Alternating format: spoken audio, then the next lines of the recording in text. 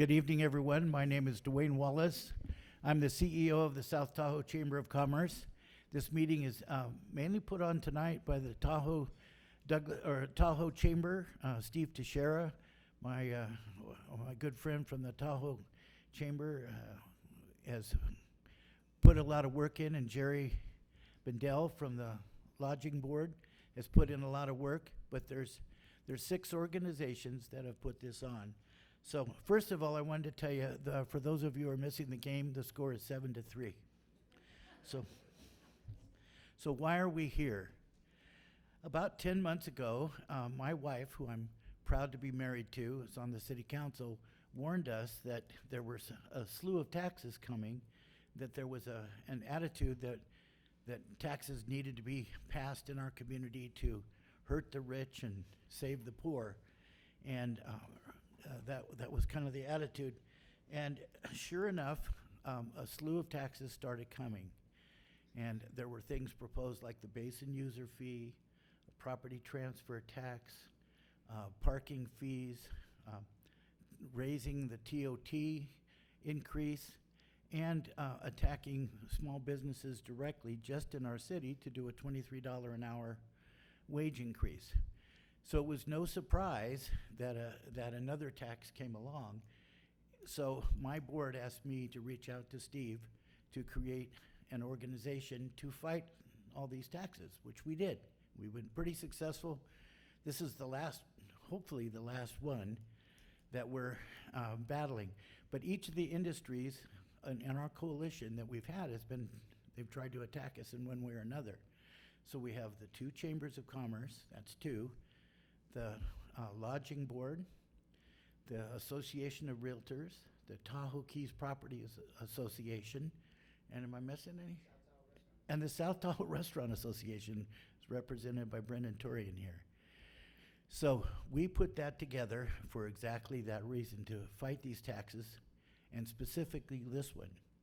This one, I call it the Frankenstein of vacancy taxes, because it's a copy of Berkeley. It's got a little bit of the Oakland tax in it. It's got a little bit of the San Francisco tax in it, a little bit of Austria in it, a little bit of Washington, D.C. tax that was put together, and it's alive. It's alive. It's the worst of the bunch, because it's taken all these dead and dying taxes from other places and put them together here. So that's why we're here. Thank goodness we kind of woke up to this and fought it together.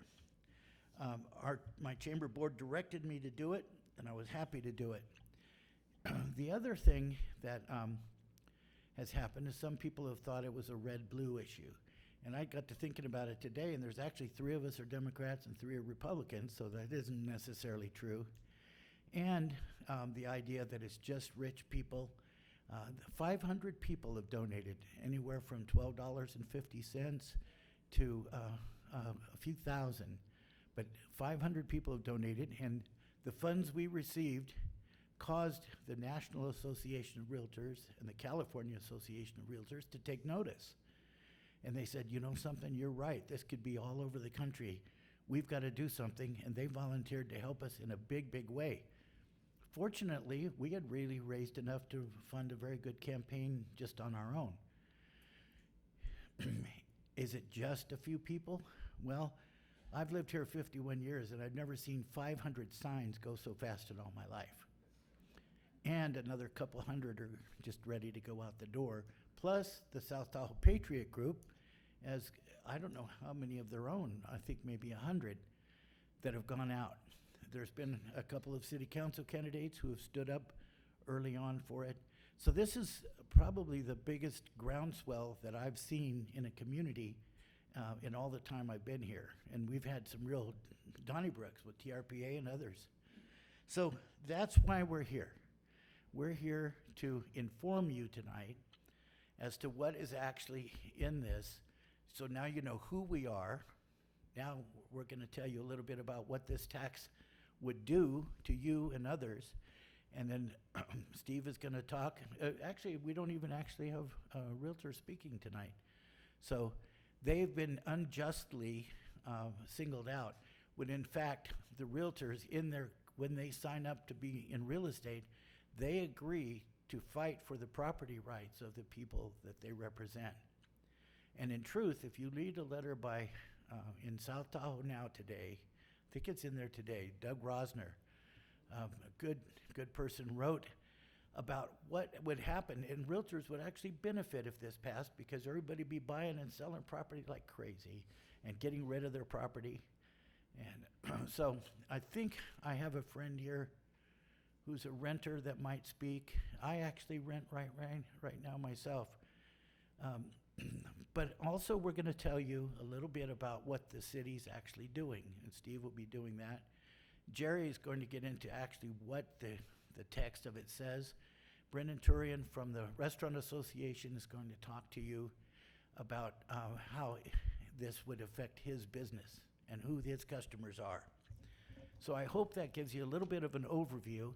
Then we're going to do what we call Stump the Band.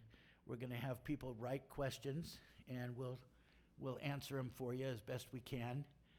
We don't have a table up here, so we'll just be running back and forth. And I'll keep you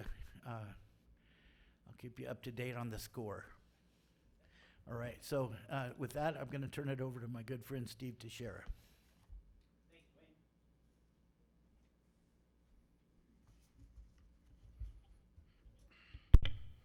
Good evening, everyone. My name is Steve Teixeira, and I'm the Director of Government Relations for Tahoe Chamber. And Dwayne and I have both been here for 51 years. And he's right, this is one of the biggest groundswells of concern that we've seen in our many decades here.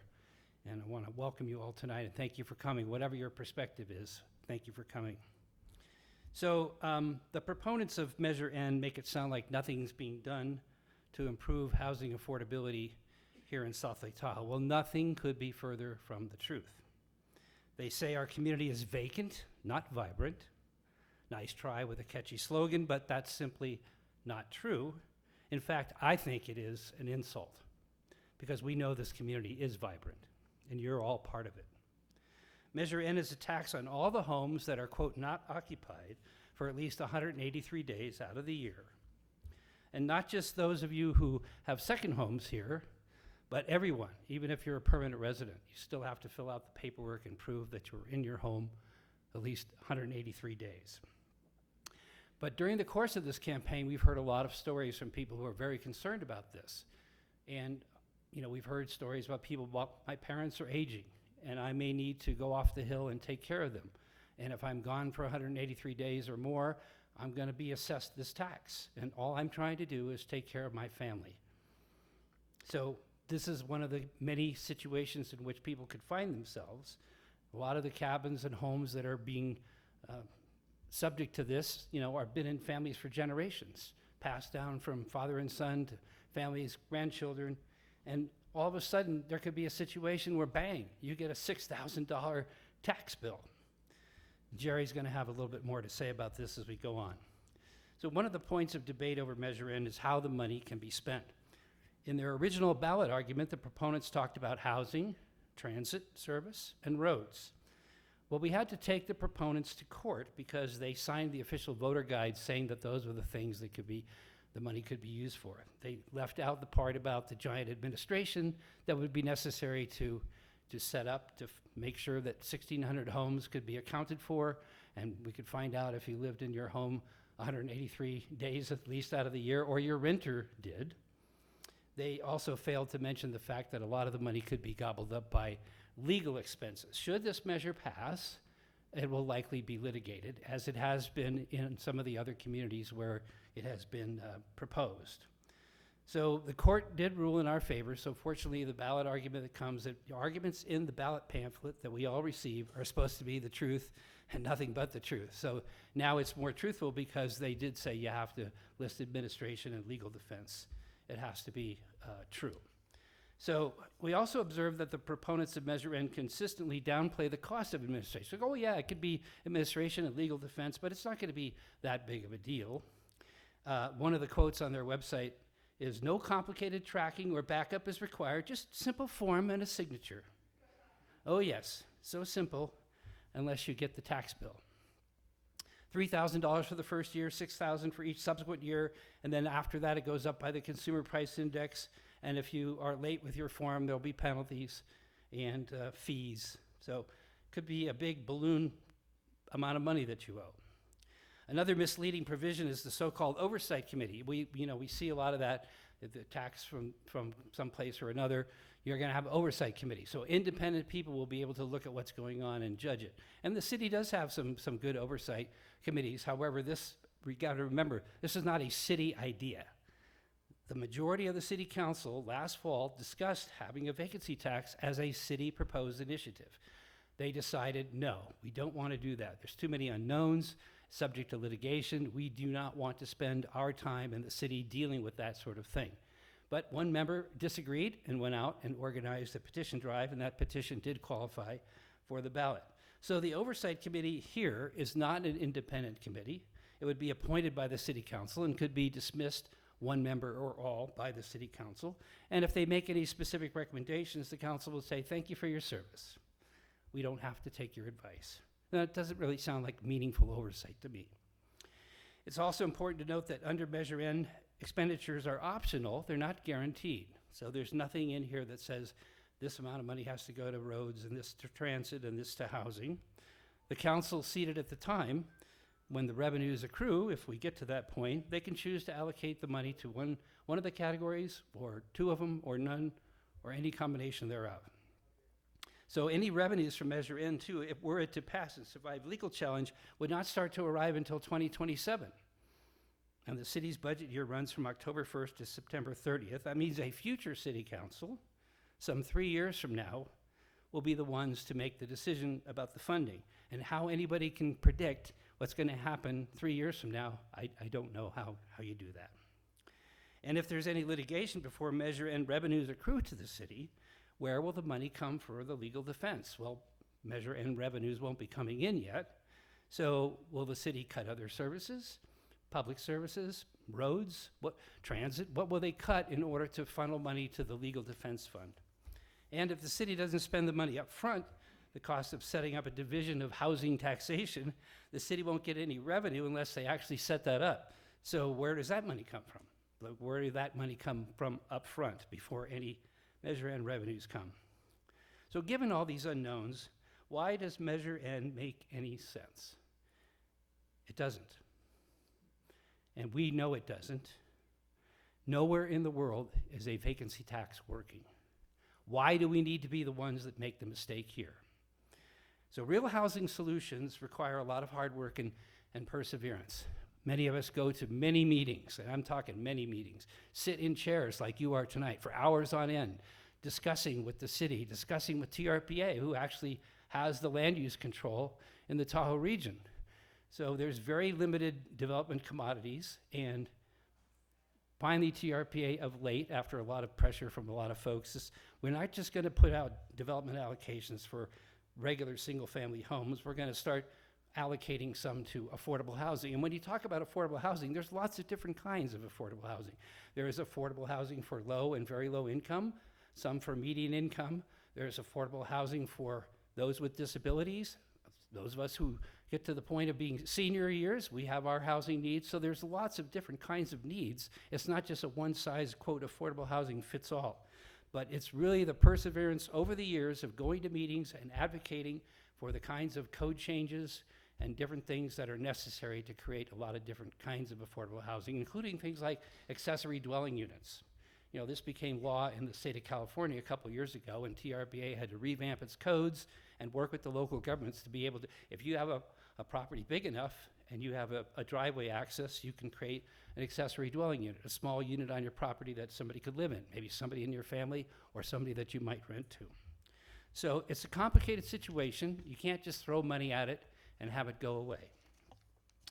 So one of the things that we've been advocating for a number of years, you may have heard of it, it's called Sugar Pine Village. It's down at this end of town. When it's finished, 3 phases, it'll be 248 units of deed-restricted low-income housing. And they're already taking applications. You have to meet the income criteria. But it will be a place to live, and it will be a nice place to live. Very new, very well-equipped. And so that's one example of 248 units. But even so, that came It came with free land donated by the state of California, came with a lot of grant money. Even so, it's taken them years to do the project. You can only build so often in Tahoe Basin. You can't build in the winter unless you already have your roof on. So there's a lot of complicating factors. But the city recently got a pro-housing designation by the state of California, because the state of California, this is one of 10 communities in the state that got this designation.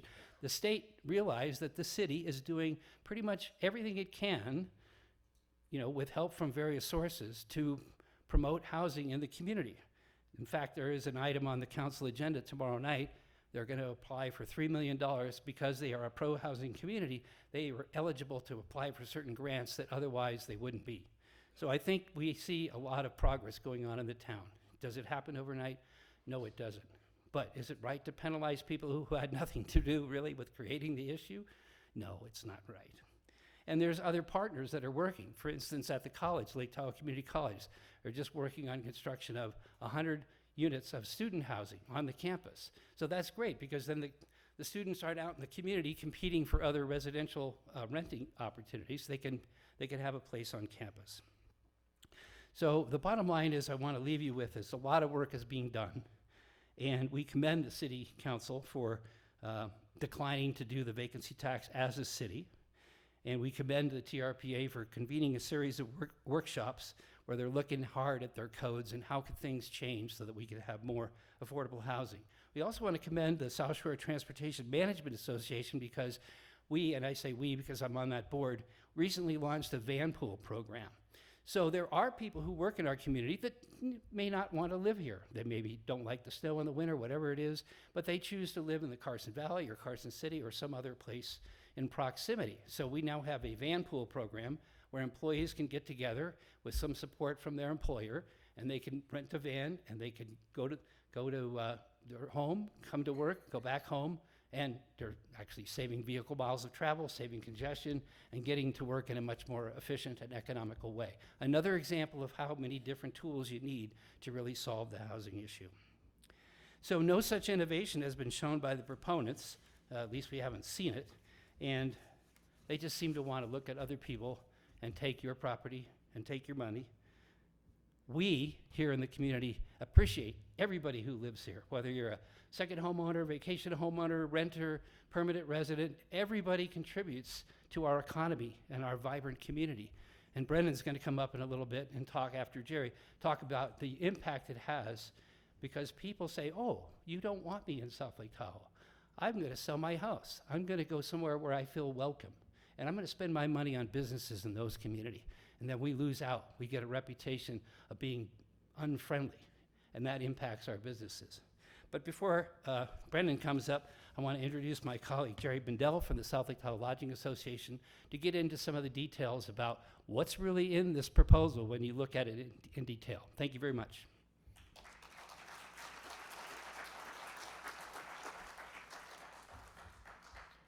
Thanks, Steve, and thanks everyone for being here tonight.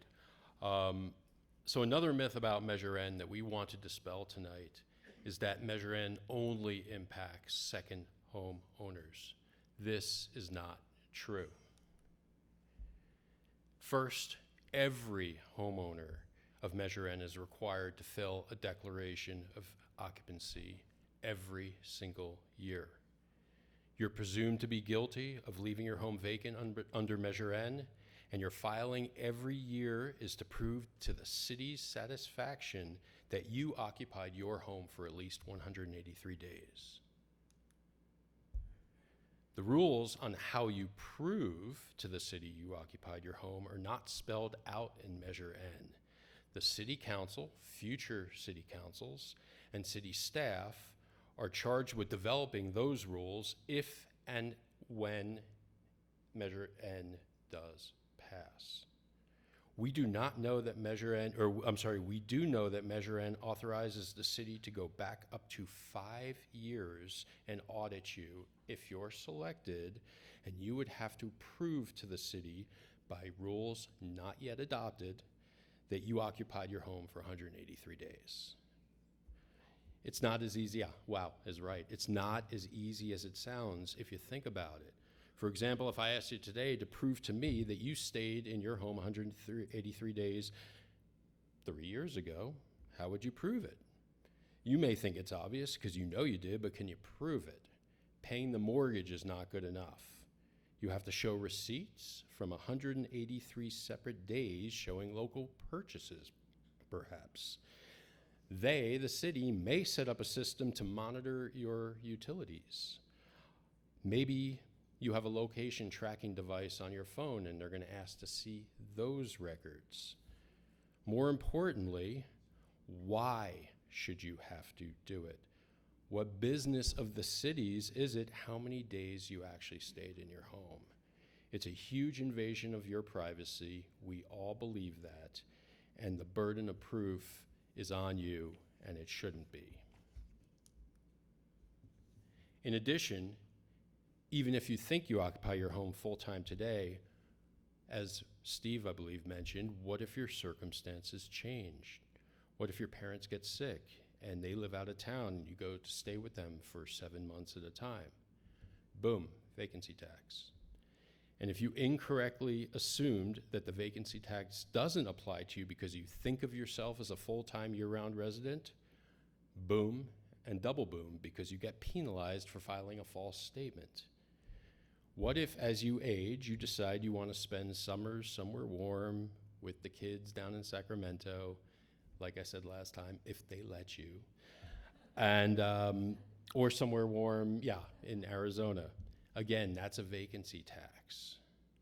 Maybe you get a job in San Francisco that requires you to be in the office for 4 days a week. You get an apartment in the city and then come home to Tahoe every weekend. That's a vacancy tax. You just travel a lot for work, then take a couple of weeks of vacation out of the town, you add it up, 183 days you're out of town, that's a vacancy tax. We can think of endless examples, but the points are, again, is it really the city's business how much we're staying in our homes? And we have to worry about what system they're going to use to track all this as well. As Steve mentioned, any system is going to be big, it's going to be expensive, and it'll get into your personal details that we think are not city's business. Now for renters, if there are any renters in our audience. Renters are not exempt. You may think that you've been told that Measure N doesn't apply to you since you only rent and do not own your home, but that is not true. Measure N actually applies to every single home in the city, whether it is owner-occupied or it's rented. Under Measure N, your landlord is responsible for certifying to the city that every year the renting has been for more than 183 days. So that just means that it'll be your landlord who will be tracking your occupancies so that they can honestly and accurately certify your occupancy. A signed lease is specifically not enough under Measure N, which says that you must occupy the property, not just lease or own it. And if you don't allow your landlord to track your occupancy as the renter and cause the landlord to have to pay the vacancy tax because you failed to track it, they may come back and then charge you for that vacancy tax. Or God forbid, they may work to evict you because they're not following city law anymore.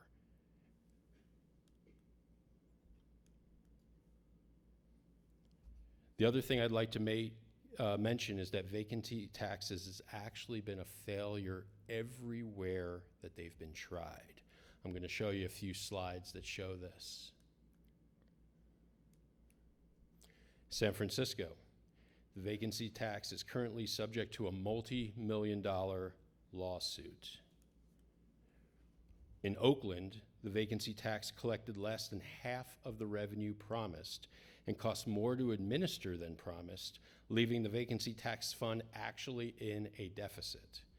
In Berkeley, despite the creative use of figures from the Yes on N campaign, rents and housing costs have not gone down. Granted, the program just took effect this year, and the best we can say is it hasn't caused any harm yet. Washington, D.C. is next. There are numerous examples of people actually living in their homes and one day getting a bill for thousands or even at some point tens of thousands of dollars and having to navigate the bureaucracy after the fact to prove that they occupied their home to get the bill removed. Some even had the tax already paid by their mortgage company, which we do for our property taxes, and then they found out after the fact that they were getting taxed. Obviously a nightmare. But wait, it gets even better. In Vancouver, the number of horror stories of both homeowners and renters being impacted negatively in homes that they occupy are staggering. Here are a few examples up on the screen. Vancouver uses the same system that is being proposed under Measure N. You're guilty until you prove to the city that you have occupied your home. That city even brags of having access to secret data about some residents to try and determine whether they occupied their home. In Windsor, Canada, they set up a system where neighbors are encouraged to report each other for leaving a home vacant, with follow-up visits by city inspectors. Not exactly a welcoming community and subject to tremendous potential abuse. Toronto and Ottawa, again, here's a massive and invasive bureaucracy that citizens complain about, calling it an annual chore of proving your occupancy. And then the Austrian ski towns. In these mountain towns, they took the opposite tact of Canada. They set up a system with no enforcement, and then they were shocked to find that effectively no one showed up at City Hall to admit that they didn't occupy their home and pay the tax. Surprise, surprise. So now some of these towns are actually abandoning the taxes because it's not even worth having them on the books. The bottom line, Measure N impacts everyone in South Lake Tahoe, not just second homeowners. Measure N assumes you're guilty, and we each have to prove to the city's satisfaction each year how many days we are occupying our homes. We don't know today what proof they're going to require, but the experience of other cities is not pretty. The likelihood of major invasions of privacy are high. And remember, even if you rent, you're not exempt. It'll just be your landlord doing the city's work on the city's behalf rather than the city directly who will be invading your privacy. And we don't have to guess about these concerns. We just showed you it's right there in the texts and these articles from all the towns that this is not working in right now. It is a horrible idea. And finally, as an exclamation point on this terrible measure, I just want to note, Measure N requires 2/3 vote of any future city council to narrow the tax by adding more exemptions. In other words, a future council that wants to make it a little easier will require 2/3 vote. However, that same future council, if they want to add more rules and add more exemptions, if they want to remove more exemptions and add more rules and more draconian measures, they only need a simple majority of that council to do that. So think about that.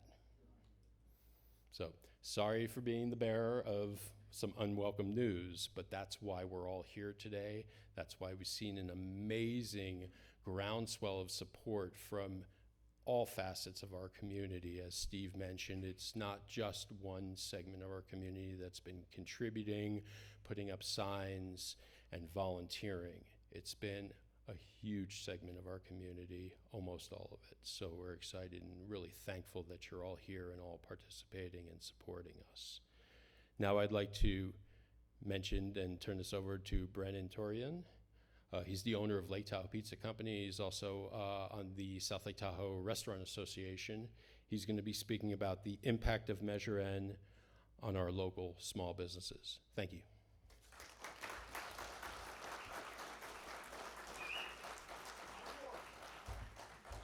All right, thank you, Jerry. My name is Brendan Turion. I am the second generation business owner of Lake Tahoe Pizza Company. I'm also the president of the South Tahoe Restaurant Association.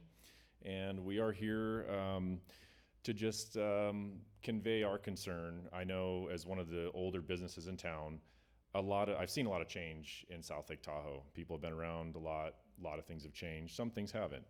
And one of those things that haven't changed for our business are our second homeowners and people who've retired, who come back and they bring their families. And every year I've grown up in our restaurant and I've seen these folks come up and they are a part of our success. And that is something that is pretty exceptional. And I agree with my colleagues that it's visitors, it's full-time residents, it's the second homeowners or the people who retired, and they all have played a part in our success and in our restaurant and in the other restaurants that I've spoken to who are concerned about this measure.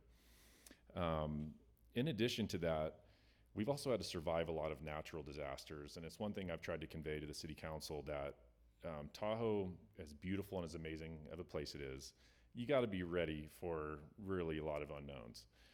Blizzards, wildfires, evacuations, pandemics. And one thing that's given us strength at our business is that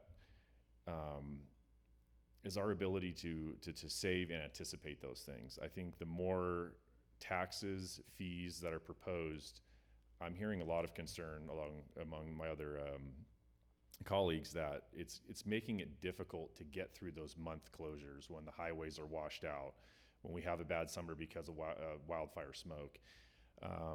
It's really important that when we outlook things that we're able to survive a certain amount of things up here. And in the wake of a penny tax where we're trying to decide how to spend funds, I don't see passing more taxes, more fees. It's just going to make it more difficult for businesses to survive. I've also seen a concerning amount of empty, specifically restaurant spaces that are not being refilled. It's a concern of mine. We all need to be successful together. And every time there's another empty building, it is something that is concerning to us. And we definitely want to continue to maintain a healthy population of full-time residents, second homeowners, and visitors. And the more that we restrict that and make Tahoe more exclusive, the more people are going to choose other vacation destinations or just decide to drive up here from Reno and Folsom. And we don't want to exacerbate a traffic problem and make any of those problems worse. That's about all I have to say for the Restaurant Association, and I think Dwayne Wallace will be following up for me.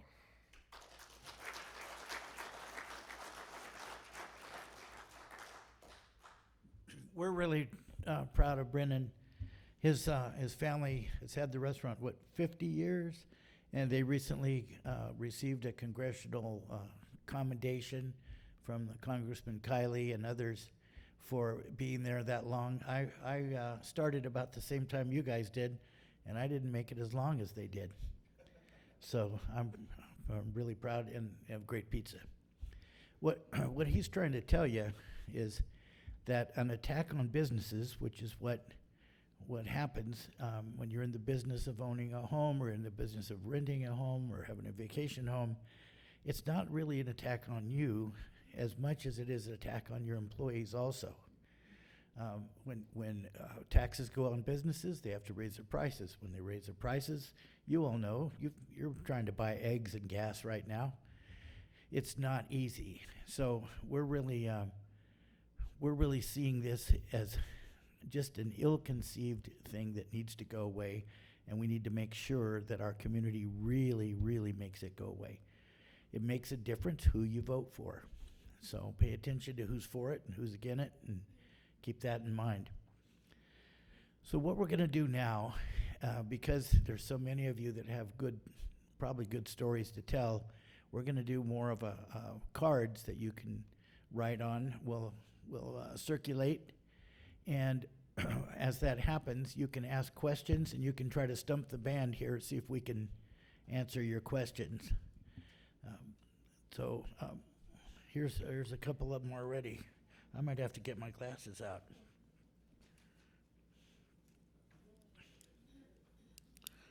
Okay.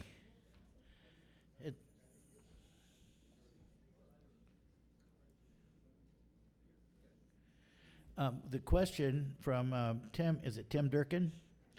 Are we prepared for a full and final push in the last 2 weeks of the election? And he's assuming that the yes people are going to push just as hard at the other end. So the answer, I'll answer that one. The answer is yes. We are fully prepared and ready to go. And you're going to see, probably those of you who are for it are going to say, gosh, why are all these mailers, all these phone calls, all these people? But we've found that the average person doesn't really pay attention until the last 2 or 3 weeks. So we haven't finally really gotten our message out yet. We're not done yet. So that's what we're up to. Okay, here's one from Zoom, and I'm not going to answer them all. These guys are smarter than I am anyway. What exemptions are there, and what counts towards occupancy? Steve or Jerry, you want to take that one?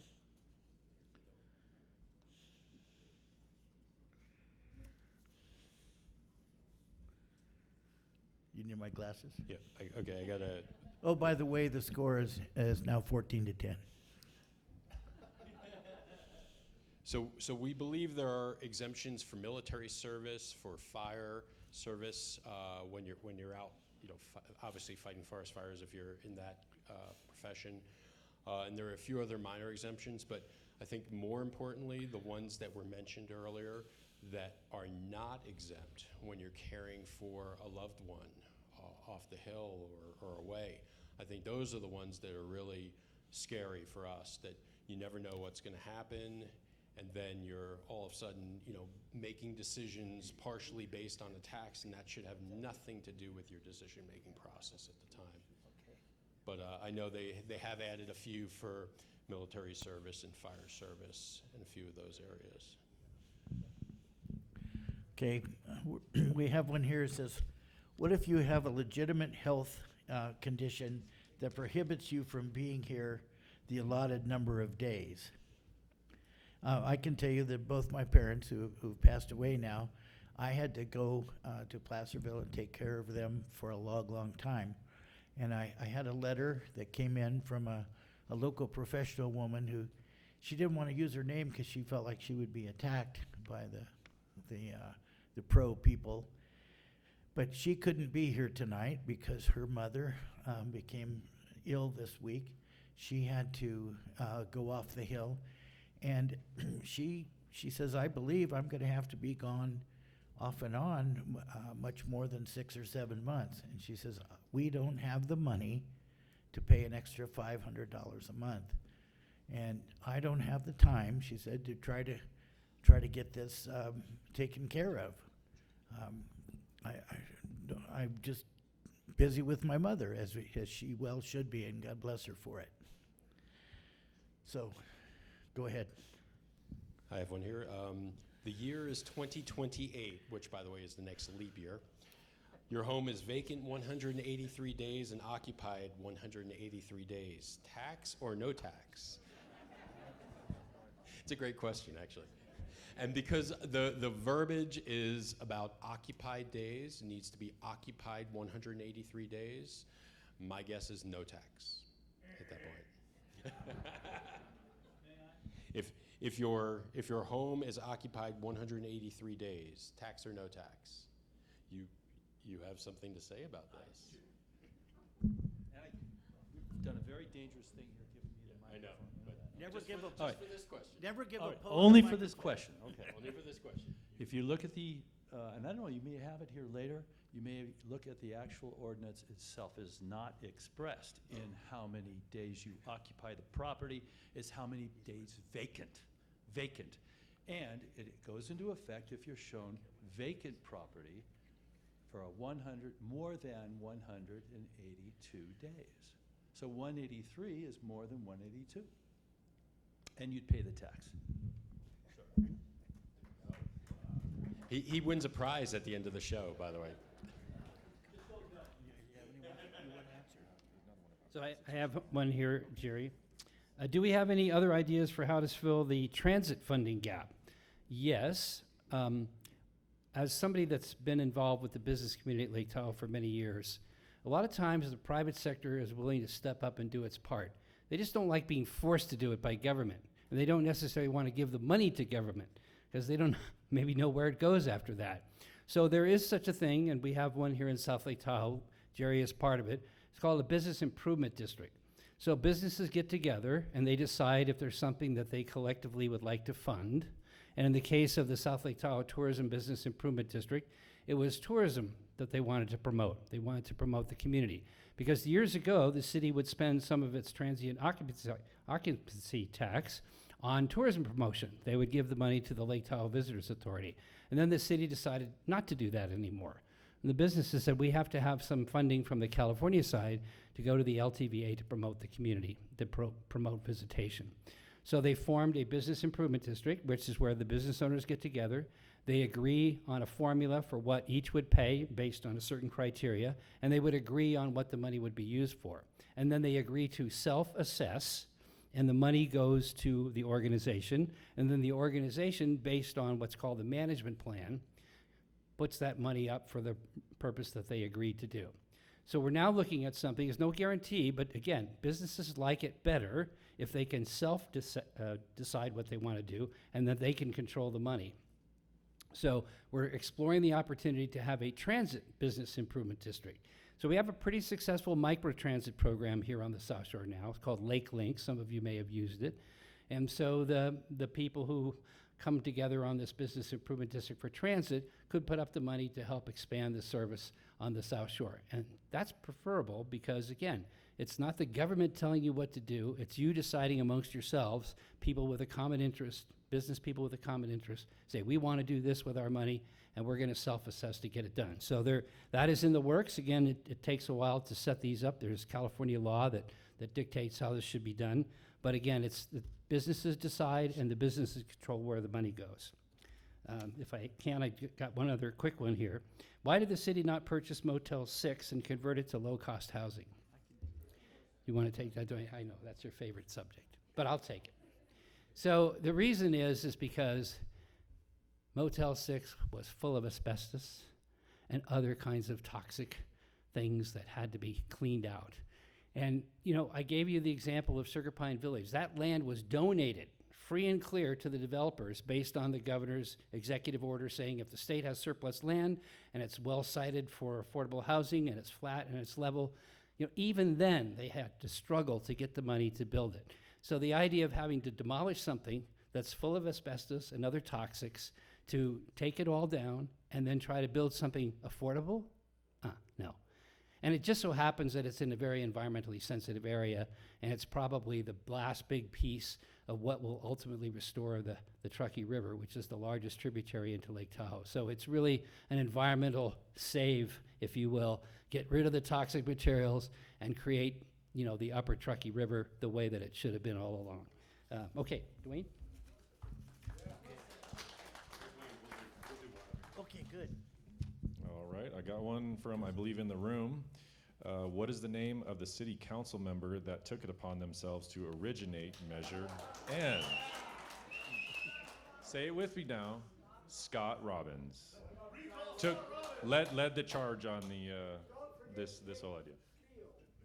And Nick Spiel, I'm hearing.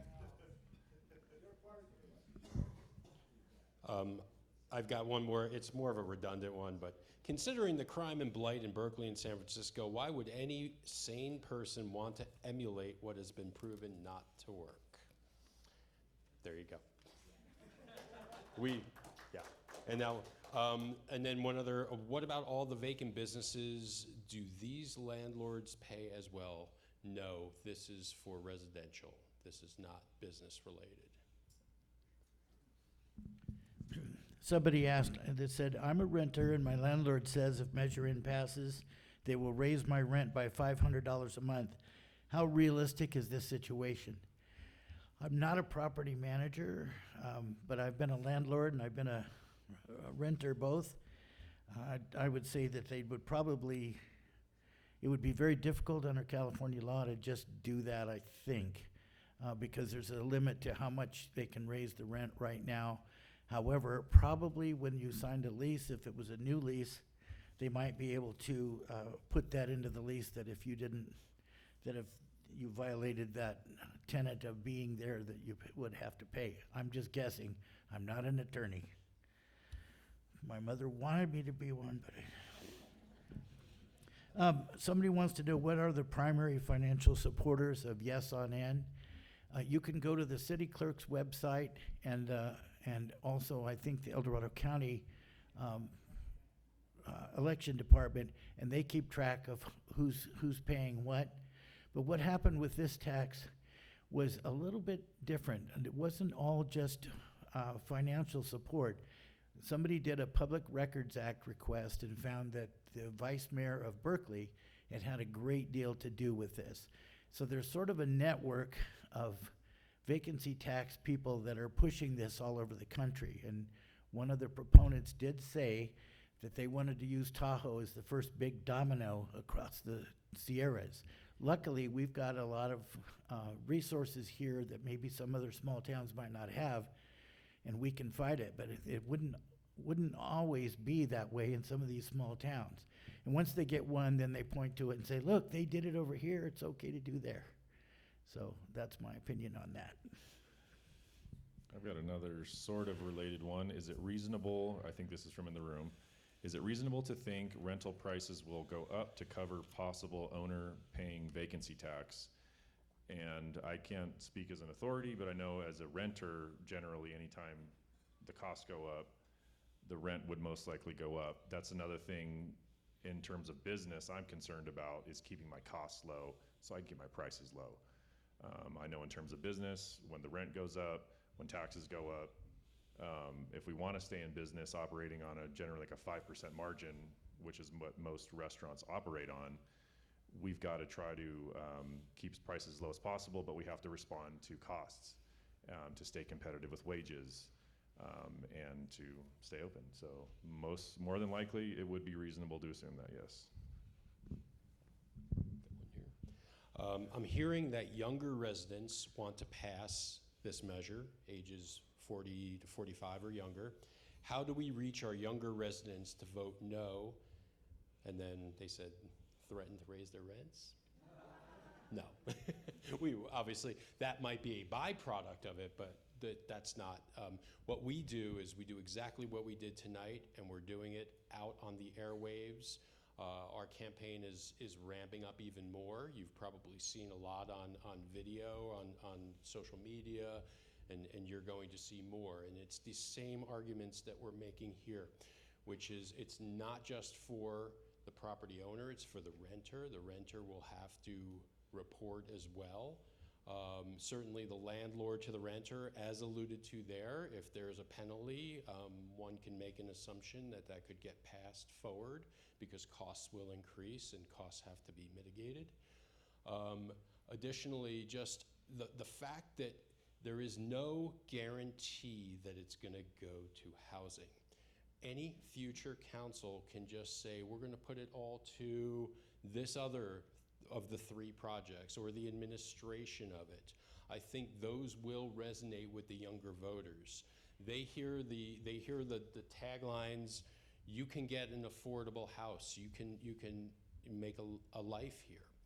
We all want that. We want that for everybody here, and we all know who've been here for many years is it takes hard work and dedication.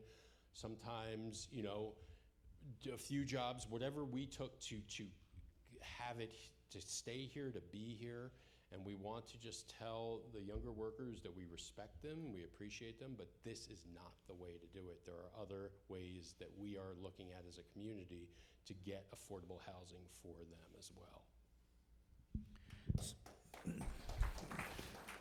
I told you these guys are smarter than me. How is the Constitution, how is this constitutional, and aren't there privacy laws? This is my personal opinion. As I said, I'm not an attorney. We'll start at the very top. The U.S. Supreme Court has time after time ruled that there's what they call a bundle of rights. It's called the Dormant Clause, the Dormant Commerce Clause. And it's not specifically written into the Constitution, but it's been assumed by Supreme Court justices many times that it's there.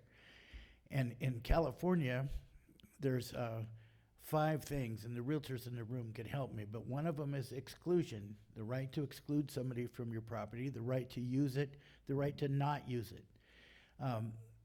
There's several others, or two others, but one thing that's important is in about the 80s, I think, there was something called the Ellis Act passed, and it specifically said that no government, state or local government, could force anybody to rent their property out, and I'm paraphrasing. So, are we gonna have to go to court and fight this? Yes. But there's dark money out there on the other side that we haven't seen yet, and it could be a long battle.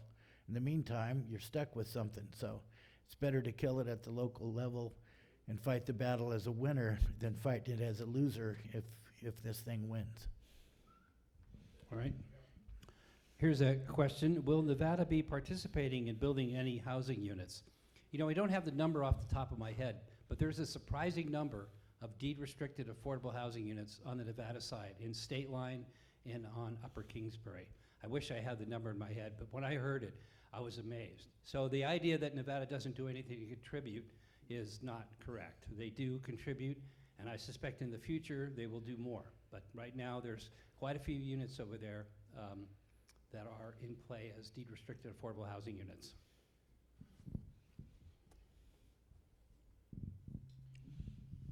I think this is a good follow-up. If it passes, is there any chance to take action? The time is now. That's why we're here. That's why we're concerned. And that's one of the concerns with a simple majority pass. We want to fight it now and address it before it would pass.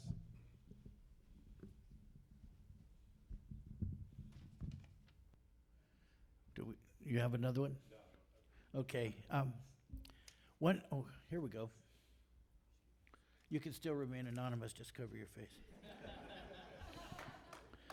What about taxation without representation? Many of these homeowners can't and don't vote here. That's an excellent question, and it's the one that bothers me the most. I think what they did was pick on a group that couldn't defend themselves, and that's un-American, in my opinion. So we're defending them as best we can, because once they fall, then we're next. So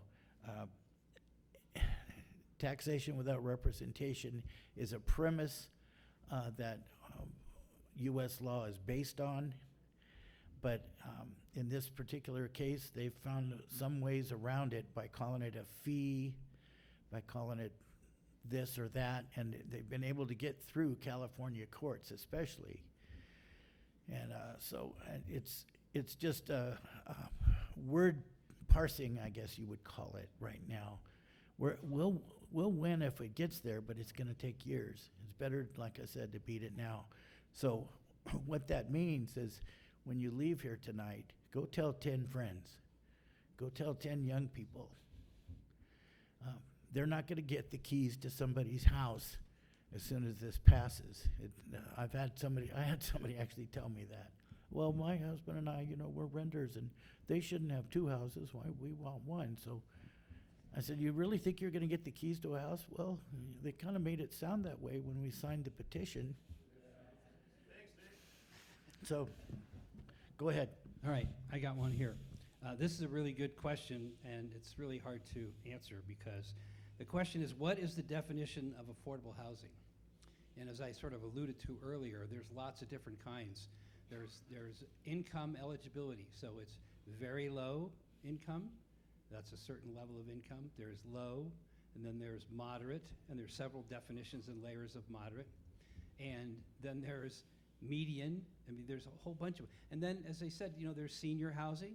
There's housing for disabled people in our community. Everybody deserves a place to live, and there are so many different definitions of housing.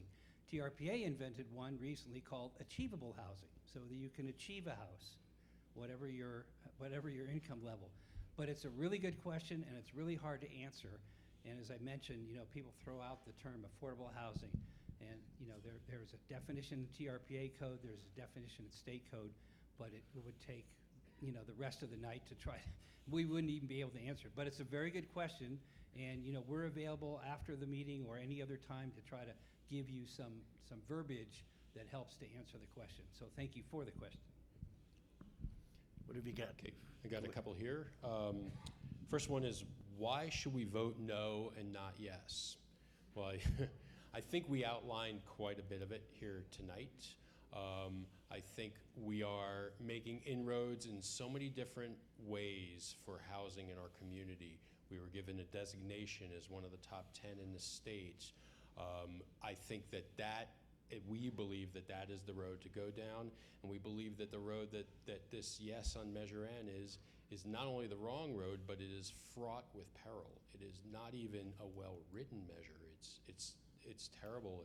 It can go to anything other than housing that's on that list. Administrative fees, legal problems, you name it. I think we've made our case here tonight to vote no on this measure. The second question I have here is, what strategies are being considered to get out the no on N vote? Of course, the outreach we've been doing at these meetings, as well as lawn signs, as well as canvassing of neighborhoods. We have a great group that's been actually going and door knocking, the old-fashioned door knocking in the communities, and we are getting our message out. And that is only going to ramp up as we're now truly in election season. We've got a really good plan, and we're getting that word out really strong.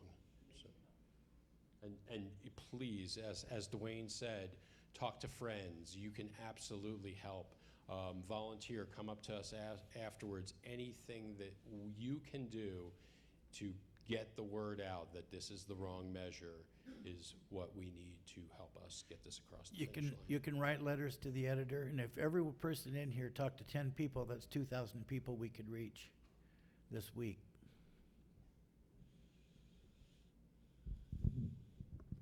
I'm just going to read this one. I'm not sure what it is, and my colleagues here, I'm not sure either. Does anyone know what Section F means with the principal purpose of avoiding or evading the tax?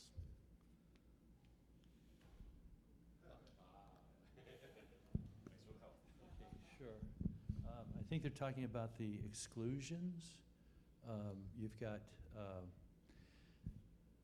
exceptions, A, B, C, D, E, F, G, and you've got exclusions, A, B, C, D, E. So this has got to be an exception.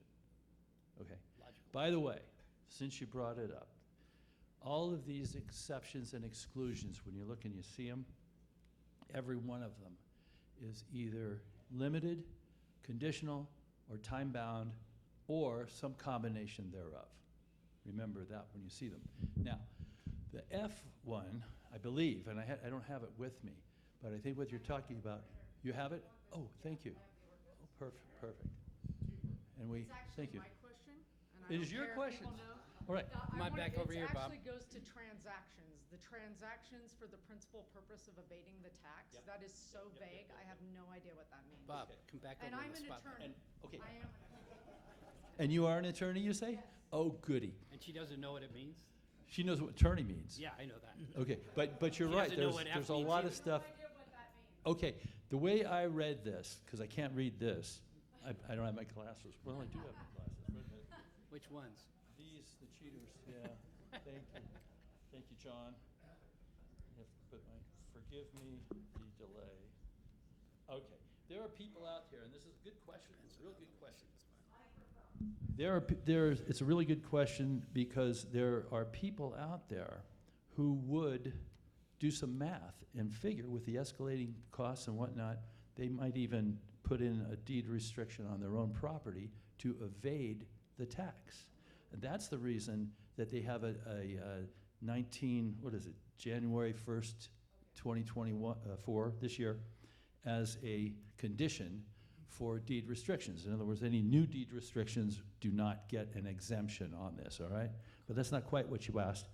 I'm looking for F. Want one of my report cards? Yeah, there you go. Yeah. No, that's okay. You know, I should have brought my copy and I forgot. Okay, there are also people who might, believe it or not, rip out the insulation of their own home in order to evade the tax. and make it fall into one of the exceptions, which is the seasonal homes that really weren't built to be year-round to begin with. Okay, so those are exceptions. Does that help? Thank you. Okay, thank you. I'm returning this. All right. I have another one here, another good legal question. If the tax passes and there are legal challenges, will there be an injunction while the legal battle unfolds? So that depends on how the lawsuit is filed.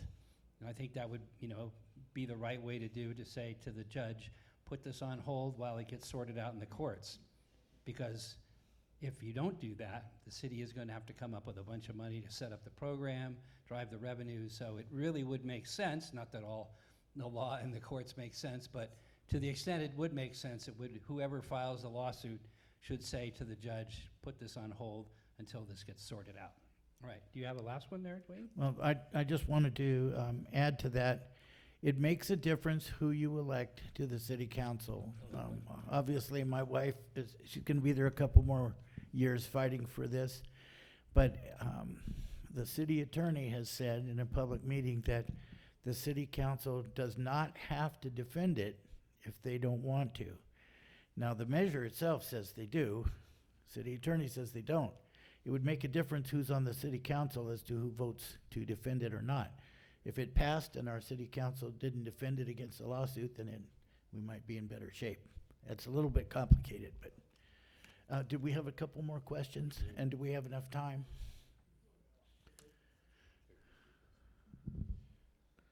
How do the no on end forecasts for it being voted down look? In other words, how is it looking? And obviously, it's difficult to say overall.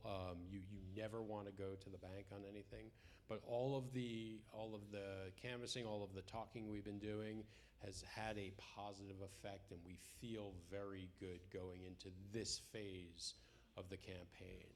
We really do. We feel like we've got a strong local support on that no side. And we've heard that from many as we're going around and asking questions in the neighborhoods. So I don't know if anyone else can add to that.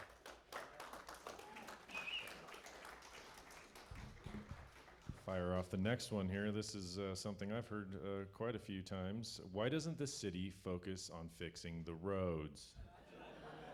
That's a really good question. I'd also like an answer to that one. Well, I talk to my wife about it all the time. And before this particular city council got elected, the roads have been neglected for many, many years. So the taxpayers passed a measure that put money to it.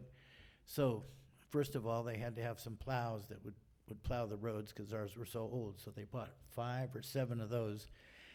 Then they started putting, I think, between $5 and $7 million a year into the roads. It's going to take a long time to catch up. They do have the city, even though you've been told that the city is broke, the city total assets, fungible assets, are about $140 million. Each year on an ongoing basis, they have between $5 and $7 million, depending on the economy, that they can do other things with. People try to push into certain programs, but we are riding on these bumpy roads, and I've got one of those little electric bikes that I try to ride around and pedal, and I keep hitting those bumps, so I keep going home and say, put another $1 million in there. So they did this year. I think the last meeting they added another $1 million, but we've had some pretty tough winters. And the roads have been neglected for a long time. So it's going to take a lot of years. That's one of the things the proponents say, well, we're going to put all this money into that. But I just want to remind everybody in here of the California lottery and how that was going to fix all our schools. And it was a bait and switch game. And unfortunately, the way this is, in order to get this to be a general tax, they made it so that that money could come in and it could be replaced by something else. And so you have to have a city council that understands that it's police, fire, roads, and housing, transportation, and you just stick to bases, you don't get too fancy. So that's what I personally hope they do, instead of chasing a bunch of programs. But I've been working on housing since '88. It's just been difficult with TRPA especially, not allowing people to build, and the cost of building made it a private developer couldn't come in and do it. So the state finally recognized and started knocking down some of those barriers, and TRPA has responded. Julie Reagan is the executive director. They've responded, and we're starting to get a little bit of something on housing. But roads are what we feel every day. And so they're working on it, but that's just my take on it.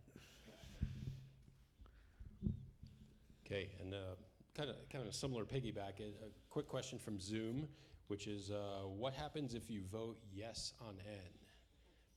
What happens is we haven't done a good enough job yet in convincing you that you're going to be disappointed if it passes, because you're not going to get what you think you're going to get out of it. Like Dwayne said, the city should be responsible for those basic infrastructure needs that the city budgets are already handling, and they're doing an admirable job on it.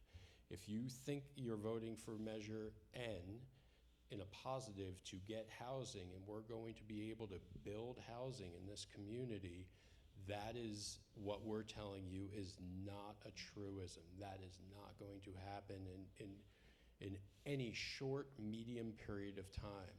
And so we're telling you that there are ways that we can get affordable housing into our community, and we're already seeing that needle move, and we want to stay the course on that. We don't want to hurt homeowners, hurt businesses, hurt renters.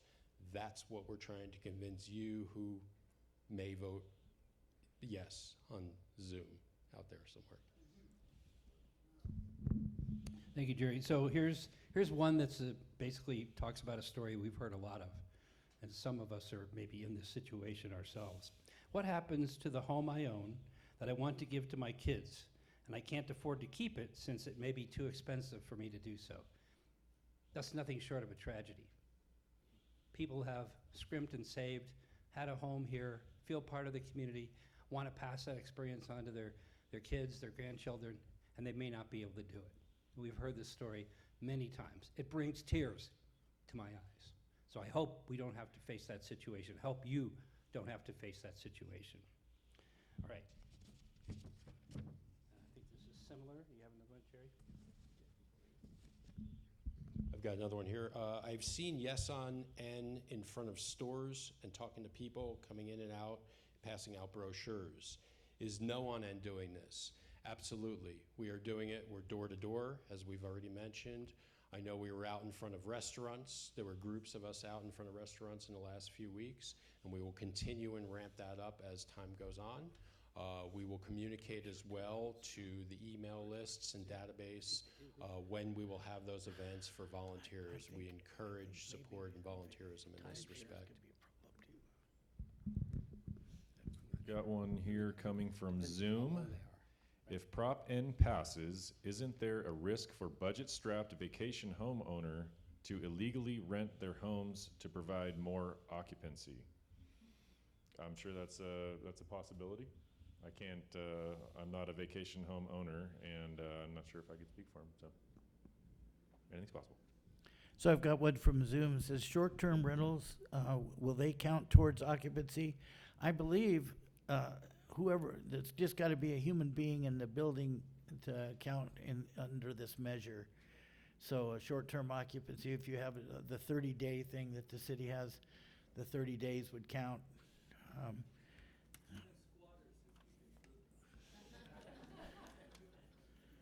Yeah, even squatters, he said. Do we have another one? Because I have one. This one here, I was kind of holding till the last. It says, where do you get the yard signs? The Board of Realtors has the lawn signs, and it's important that you know when you put them on your own personal property that you don't put them in the right-of-way of the the city right-of-way. So it's back on your lawn a little bit. You don't put them on telephone poles. You don't put them on a neighbor who doesn't want it on their lawn. But it's 2307 James Street.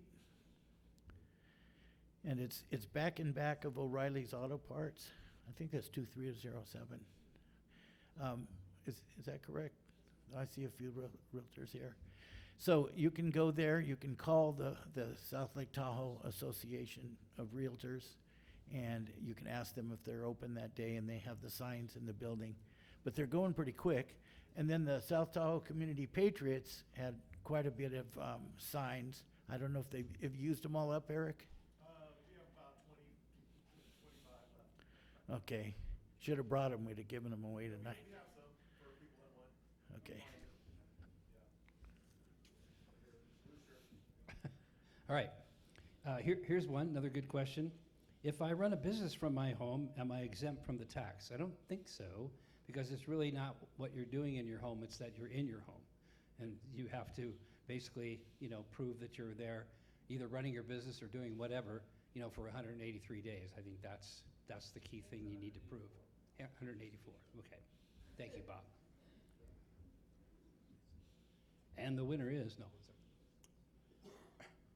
Oh, by the way, the score's tied up. Yeah. Here, let me grab one of these. Isn't this a new one? Yeah, that's the one. Okay.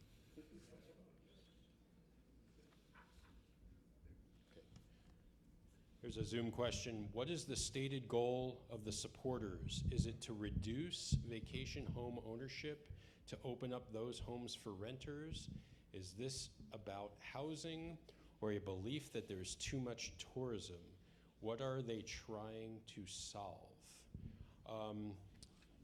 Let me piece this one apart. I don't think it's to reduce vacation home ownership in the city of South Lake Tahoe, because that's already been done through a different measure that passed difficultly for businesses as well a number of years ago. Is this about housing, or a belief that there's too much tourism? Some of the proponents of this measure have been on record saying that they believe there's too much tourism in our community, which of course hurts my business, our businesses. That word was put out a few years ago, and that had a tremendous effect in the short term on some of our businesses. So, underlying, perhaps there is some of that tourism, but what they falsely believe is this will move the needle on housing. And as we've already said here tonight, that is not the case with this measure. That is not going to happen. So they're trying to solve problems that they don't have good solutions for. We have better solutions. We've announced those solutions and outlined those as well. And as Steve said, it has already had an effect on tourism, because people say, gosh, do you really want us here? I answer the chamber phones between 10 and 30 calls a day, depending on the time of the year. And maybe 1 out of 10, 1 out of 15 calls, people say, now, are you guys sure you want us up here? And which beach can I go on that doesn't have trash on it? Is there any beaches that don't have trash? When in actuality, the pictures that were on Facebook were actually from 1960. So a little bit of, what do they call, fakery that went on there. And we did have some trouble with the beach, but it's kind of simple. If your trash can's too full, you get a bigger trash can. And because usually the trash at the beaches is all around the doggone trash can. So the city got some that are solar activated, and they notify them when they're full so they can come and empty them. So that work is being done. But we need to always make sure that people respect our community. But we don't need to chase them off, because that's an employee's job that is lost because somebody didn't come here and buy a meal and give them a tip so that they could take it home and feed their kids. Yeah, just to follow up too, and I've mentioned it at both chambers, that it seems to me that there is an anti-tourism theme amongst all these initiatives, and it kind of goes against the family vacations here. That's something that I know that my business and a lot of restaurants really want to facilitate. We want families to come up here. We don't want Tahoe to become a more exclusive a place where only the wealthiest people can come. And I think at a lot of these taxes and measures, we can only push families and the general public here so hard before they just won't come here anymore. And I think Tahoe should be for everyone. And I think we need to keep at our, true to our roots, that Tahoe has been accessible to everyone. It's not Vail, it's not an ultra exclusive place. And aside from all that, we have a federal highway coming into town. They're coming regardless. And I think Zephyr Heights was a great project. We have a tourism problem. We can develop it, and we can become a better tourist town. And I think that's the direction we need to head in. We need to be a more effective tourist town that's better set up to handle tourism. We don't need to run away from tourism and tell people not to come here. This is a tourist town, has been for a century, and I hope it will be for the next century. Tahoe's for everybody. We're privileged enough to live here, but it really should be for everyone. And I think I stand here to represent that. And to piggyback on that, Steve and I, as he mentioned, are both on that Transportation Management Association board, where we understand traffic and congestion in our community, and we want our visitors to get out of their vehicles. Our visitors want themselves to get out of the vehicles. So if we have an efficient system that's point to point with great transportation down the spine of Highway 50 out to Emerald Bay, our visitors and even our locals will get out of their cars more often, and that will really move the needle. And we're not here just promoting measures that could help that someday. We're boots on the ground actually doing it. We're out there making it happen, and we're doing it through a business community, hopefully in the future, that's going to be self-assessing for it. So I've got a couple of questions here. Does occupancy mean overnight? What if a guest comes over the day but does not spend the night? And I think the answer is should we really be even having these questions? I mean, this is exactly why we don't want to have this measure passed, because you're going to have arguments with city staff or whoever of what is and isn't considered an occupied room or an occupied night. So that is exactly why we don't want this measure to pass. Thank you, Jerry. Here's one. If N passes, is the next step rent control?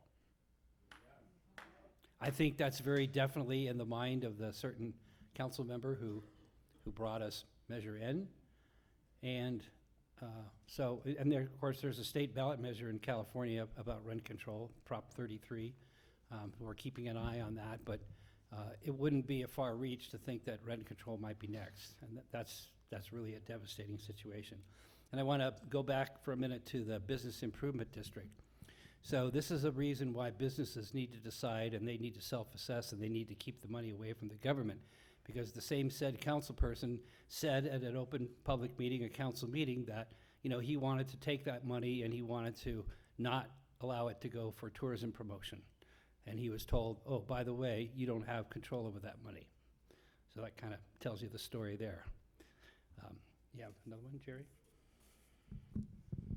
Will our property values go down if N passes? Yeah, it is going to affect it.